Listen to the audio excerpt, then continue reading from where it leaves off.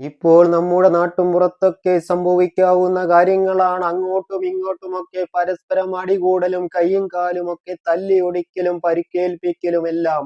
എന്നാൽ അതിന്റെ പിന്നിലെല്ലാം ഓരോ കാരണങ്ങളും ഉണ്ടാകും. പക്ഷേ ഈ പ്രതിമയെ ഈ മാതിരി ക്രൂരമായി തല്ലിച്ചതച്ച് മർദ്ദിച്ച് കയ്യും കാലും വരെ ഒടിച്ച് എടുക്കണമെങ്കിൽ ഈ പ്രതിമ ഇവരോട് എന്ത് തെറ്റാണ് ചെയ്തത്? എന്നാൽ ചെയ്തത് ഈ പ്രതിമയായിരുന്നില്ല, ഇവരുടെ ഭർത്താവായിരുന്നു.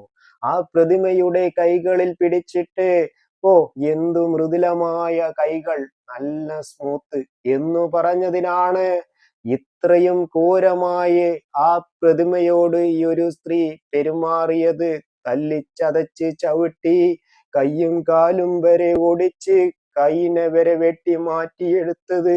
ഇത്രയും ക്രൂരമായ പ്രതിമയെ മർദ്ദിക്കുമ്പോൾ ആ പ്രതിമയെ ഒന്നും ചെയ്യരുത് എന്ന് പറഞ്ഞ് പിടിച്ചു മാറ്റാനോ, അതേപോലെ ഈ സ്ത്രീയെ അങ്ങോട്ട് പിടിച്ചു മാറ്റി ഒന്നും ചെയ്യരുതേ എന്ന് പറയാനോ അവിടെ ആരും ഉണ്ടായിരുന്നില്ല.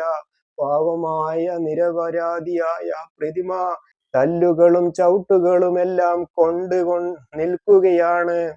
ആ പാപമായ നിഷ്കളങ്കയായ പ്രതിമ പ്രതികരിക്കാതെ എല്ലാം ഏറ്റുവാങ്ങിക്കൊണ്ട് നിൽക്കുകയാണ്.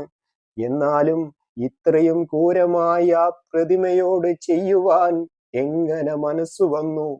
ഒന്നും ചെയ്യാതെ മിണ്ടാപ്രാണിയായി നിൽക്കുന്ന ആ പ്രതിമയോട് നിങ്ങൾ ഇങ്ങനെ ചെയ്തെങ്കിൽ നാളെ എന്താണ് സംഭവിക്കുന്നതെന്ന് ചിന്തിക്കാൻ പോലും കഴിയുന്നില്ല.